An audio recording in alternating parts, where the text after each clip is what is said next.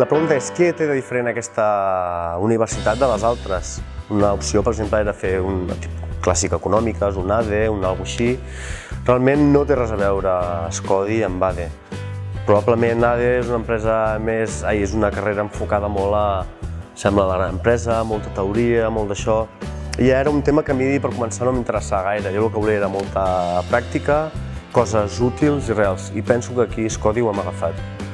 El més important de tot és que aquí es toca una mica de cada, tot el que una empresa pot necessitar, perquè tu en el moment adequat després puguis saber de què t'està parlant els professionals d'aquell sector, saber què és per on t'has de moure, què és el que has de fer.